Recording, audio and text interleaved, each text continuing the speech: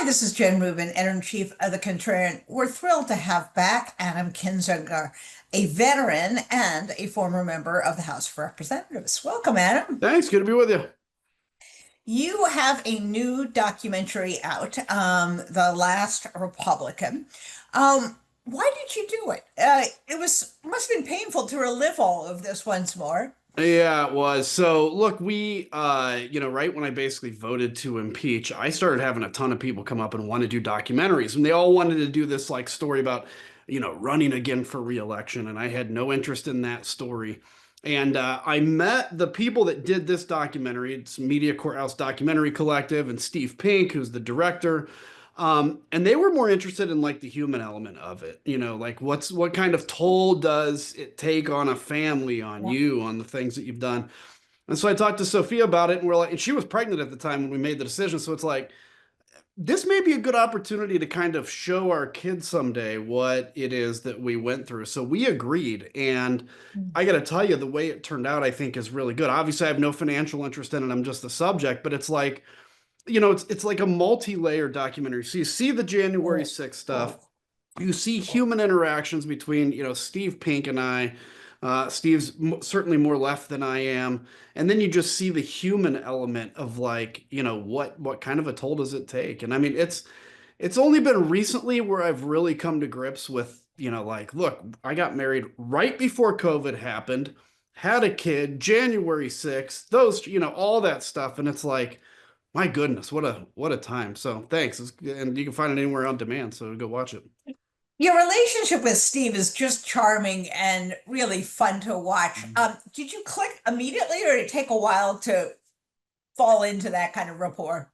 I certainly did with him. And I don't know if he clicked immediately with me because we had fun interactions. I told him I was a fan of Hot Tub Time Machine, which is one of his movies, as well as Gross Point Blank, High Fidelity, and some others. And so, for me, I said to myself, basically, and to my staff and to my wife, I said, look, if we're going to do this, I'm going to take the political mask off, right? Because there's no reason to be a politician on this documentary. Otherwise, like you can pull the clips from TV.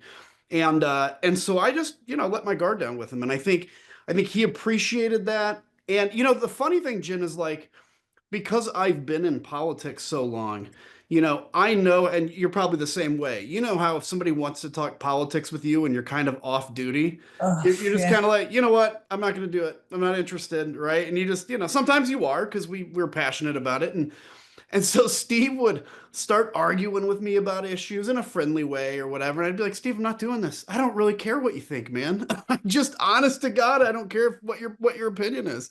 And he grew to respect that. And we had a great time back and forth. And I think the thing it shows is like, we can have friends on the other side of the aisle. Now, I don't think you Absolutely. should have a friend that's an authoritarian, but a friend that's on the other side of the aisle or other, I guess, like conservatives and liberals, yes, you should.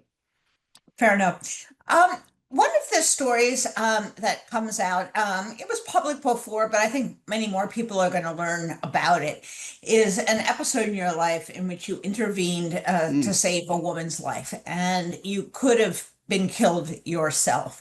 Um, why was that so important to put in this film, and how did it affect really your life after that? Yeah, I mean, it was everything that I think kind of led to where I'm at.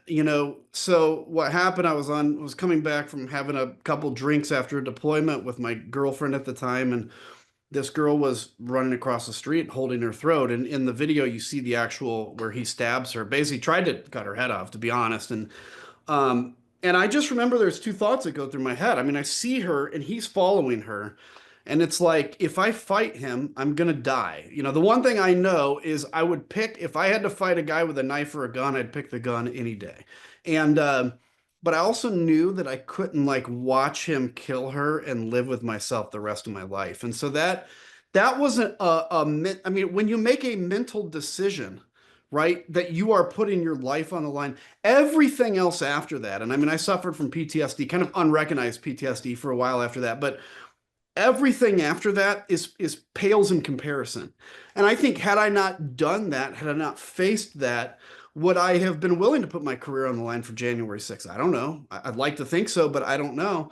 And I also know that that's the thing that led me into service, further service in politics as well. So, what a crazy thing to have happen. And, it just goes to show any point, any night, anywhere, you just never know. I guess I was 29 at the time or something like that. Pretty crazy. Absolutely. One of the things that I loved about the film was seeing the interaction between you and your staff. Mhm. I'm sure there are lawmakers who don't have that kind of rapport, but clearly you enjoy those people, and you treat them like peers, as opposed to underlings. Um, is that just your personality? Is that how you learn to interact with people? Where does that come from as opposed to being the stern boss and telling people what to do? That comes from an Air Force squadron, to be honest with you. So, as I Wow. came up through the military, the thing that people probably don't realize if you just kind of on the periphery know about the military is that Air Force squadrons and, where it's basically all officers flying planes, it's very different in that I could be a lieutenant, which is kind of a low ranking officer, flying an airplane with a major, or a lieutenant colonel could be, running my squadron or whatever. We treat each other as peers. But Mm, when the point comes to like, if the major tells me to do something, or the aircraft commander tells me to do something, or the commander tells me to do something, I revert to the fact that they are my boss and I will do it. And as long okay. as the way that works is as long as you have that respect for each other, you can have a kind of casual relationship, right? And Well, so I ran my office like that, which is, look, if I'm going to tell you to do something, just because we talk like friends doesn't mean you can talk back to me, right? You're going to do it. But at the same time, there's no reason for me. I mean, it's not fun for me to walk around an office like barking out orders and commanding people. They don't have fun. I don't have fun. I gotta tell you another thing, Jim. My whole thing is like, if you're sitting at your desk and you're done with work for the day, go home. You don't have to stay till 6 o'clock to impress anybody. If you go home at 4:30 or 4, or we're done with votes at 2, go home, right? Do it. You don't have to impress me. things that surprised me about the film. After you took the impeachment vote, you were one of 10 Republicans. You said that you didn't want to be on the January 6th committee. You were praying it wasn't you. Explain that because it seems so natural. You would put your career on the line, you had stuck your neck out. Like, how did you think you were going to get out of Dodge? Yeah, well, I don't think I thought necessarily that voting for impeachment, I was gonna be able to skate and run again. I had kind of made the decision about that when all this was going down. I'm like, yeah, I'm not gonna run again. Like, this is insane. And but you think about it, it's like, okay, what is my requirement, constitutionally? My requirement is to vote to impeach Donald Trump, okay? Because I know he violated the Constitution, so I'm going to hold my duty. Is it my constitutional requirement to serve on a committee? And the answer is no, because I knew that for a year and a half, look, the rest of that time, really 2 years, I guess year and a half, I'm going to be in the center of attention. Half the country is going to hate you. Like, it's not going to be an easy term. And I obviously was right on that. But I knew, though, here's the thing, like, I didn't want it. I didn't want it to happen, but I knew if I was asked, that's where the oath comes in, right? So the oath doesn't come in if I don't get asked, okay? But then if all of a sudden Pelosi's like, hey, Adam, we need you to serve on this committee so we can hold the president accountable, then it becomes an oath decision. And I made the decision to do it. And honestly, somebody just put out a book recently about the dysfunction in the DOJ. And nobody believed us when we said this, and this has now been confirmed, which is the DOJ had no investigation going until the January 6th committee had its first hearing, which should make every person watching this, by the way, irate at how terrible the Yes. DOJ was run. And that is why Donald Trump won. That is why Donald Trump is in power. Regardless, though, I know that the truth will ultimately be written. And obviously, the January 6th committee was part of that. So, in hindsight, I'm glad I did it, but I also at the time really didn't want to. Sitting on that committee with people who you had really perhaps very little in common politically before then, did that kind of reset your perspective on what Democrats believe, who Yes, they are, what their values are?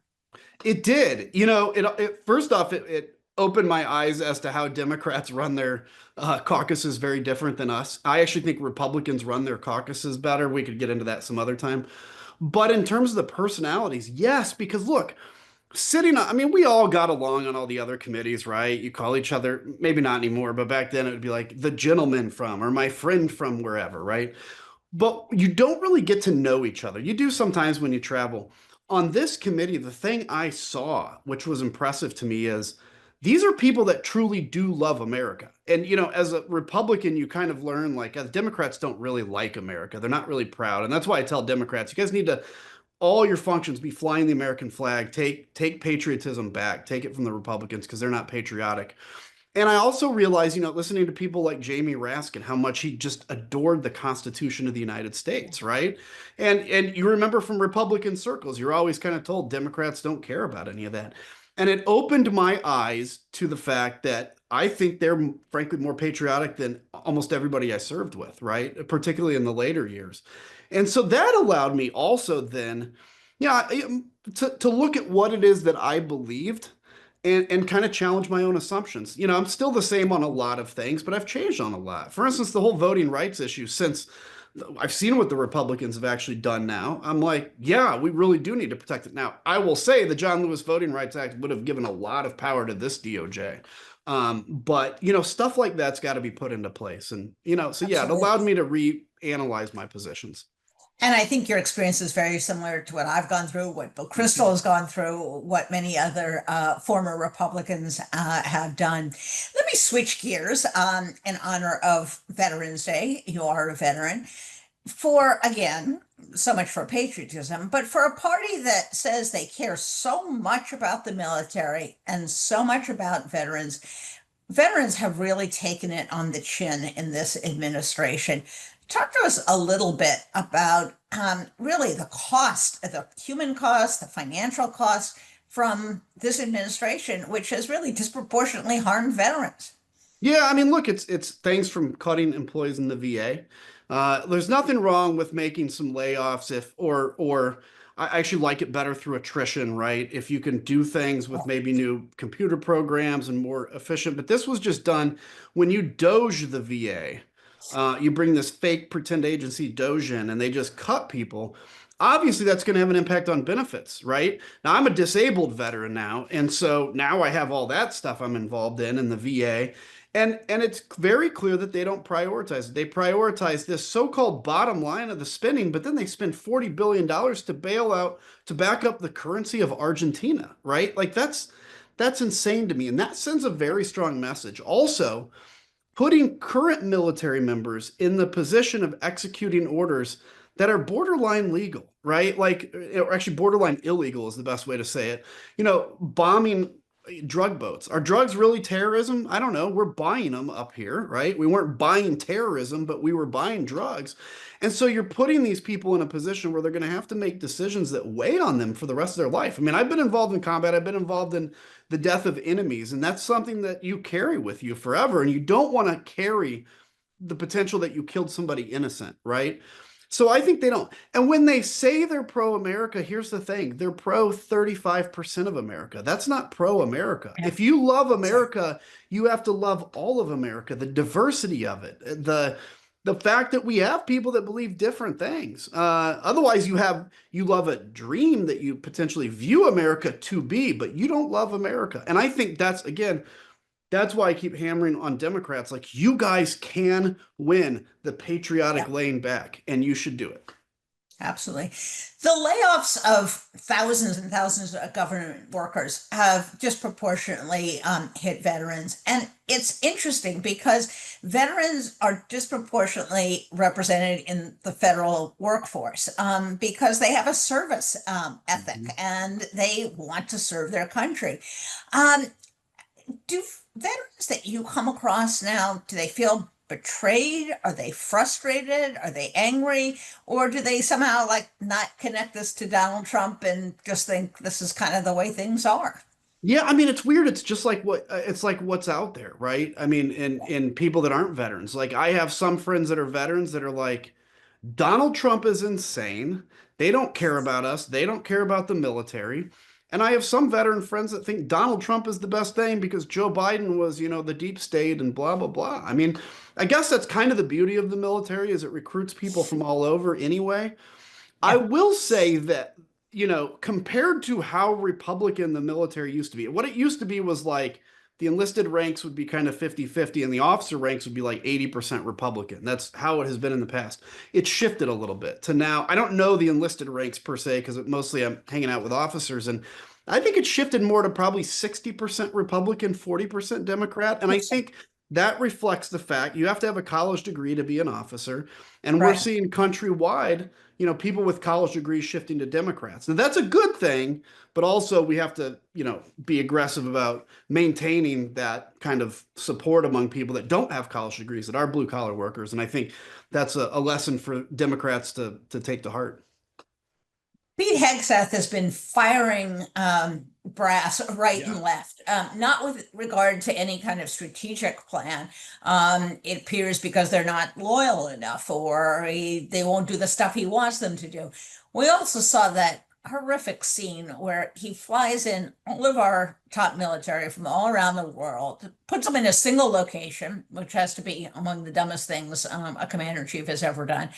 And they run this dog and pony show, which really puts these people in an uncomfortable position. To their credit, though, they sat there stone Yeah. faced and did not applaud. Did that surprise you? Did that make you proud? What was your reaction? It did. It did. Because I kind of was worried that they were going to be Yeah. told, like, hey, you guys need to applaud, even if you don't have to hoot and holler, right? You need to Yeah. applaud. You need to be as your commander in chief. And they didn't. And they get a lot of credit for that. Now, the thing that worries Yeah. me is, we always know that military leaders have a responsibility to the Constitution, not to the president, right? And we've seen, and I hope they speak out eventually. We have seen some officers refuse orders, it appears, particularly this guy that was in charge of Southcom, Southern Command with Venezuela and these Yeah. boats, refuse it and simply be fired and a new person put in. And just like you can see, the first Trump term to the second, there were people that were willing to push back in the first term. Eventually, you can find people in another term that are willing to just do whatever you want. And it's the same among officer ranks. And that worries me a little bit. But I will tell you, here's the funny thing about the Pete Hegseth speech was we always have this thing in the military where when a new commander comes in, if they focus on things like uniforms or the patches you wear or little things like that, and they all say the same thing, which by the way, Hegseth said this exactly. If we can't trust you to wear your uniform, how can we trust you to operate a $200 million airplane? And that is the stupidest thing you can say. You can trust me to operate a $200 million airplane because you trained me to do that, right? Now, if I want to wear my patches different, a good officer doesn't care because that good officer cares about morale of his folks, right?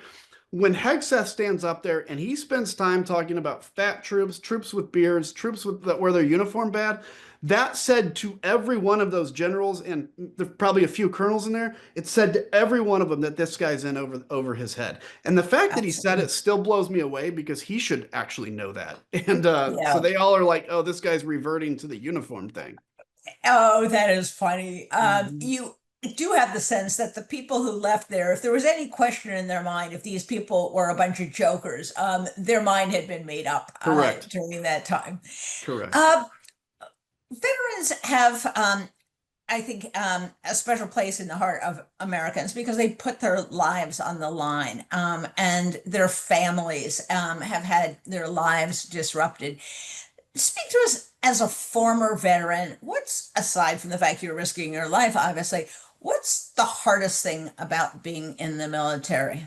Well, I loved it. I loved every aspect of it. But I was also not married for most of it. Yeah. Um, when you're single, when you go to war, my parents worried about me far more than I worried about me, right? I mean, Yes. I was 20, early 30s, I guess. You're invincible. Even at that age, you think you're invincible. You know your job well. Deployments are hard, right? But I think ultimately, now that I have a kid and a wife, and I imagine what, if this was 2008 and I was leaving for, in pilots, we only leave for like 3 months and then back 3 months and leave 3 months. That would be tough. And, our Army friends, I mean, these men and women, they had 18 to 21 month deployments at the height of the surge in Iraq. I don't Mhm. know. Look, honestly, I don't know how any marriage survives that, right? Because when you come back from that, you've changed. You've probably seen some things. Your wife is like, who are you? You're kind of strangers to each other. And that's what I see as kind of the biggest sacrifice, both, as you mentioned, Absolutely. from the families and from the soldiers. And I think it's also, okay, particularly for men, when you go to war at 19, 20 years old, and you kind of reach this like fulsomeness of being a man, right? You're fighting, you're defending, you're hanging out with other dudes. It's just like the best. And then you come home, and then all of a sudden you're kind of told by the government, go start a family or go fishing or whatever. They may pat you on the head and give you a disability pension. All of a sudden now you're struggling for purpose. When you've reached that Assessing. highest purpose, I struggle with this, and I'm 47 years old, and I was in Congress for 12 years. Um, I never felt as fulsome in a mission as I did when I was in Iraq. And Fascinating. yeah, and it's just coming back. You always try to reach that again. That's why actually I think veteran suicide is so high. It's less that they're haunted by, the war, although I think there is some of that. But I think it's because they're searching for purpose and they can't find it. And this is what we have to do better as a country is give them a purpose, give them a community, and and help them through that because it is tough. That is a beautiful way to end this. And when they say the entire family serves in the military, boy, does it really hold true. And the longer these deployments, you may come home and never have seen a kid that is yours, or your kid doesn't recognize you anymore. So that's real hardship. Mhm. Adam, thank you for your service, You and bet. thank you for doing this film. It's fun, it's fascinating, and I don't even think you have to be a political junkie to watch it. It's just a lot about human nature and getting along with people and riding through tough times, which you have. Thank you. Good Go luck with watch it, whatever The you. Last Republican. If you don't watch it, you're wrong. There you go. Take care, Adam. Great You seeing you. bet. See ya.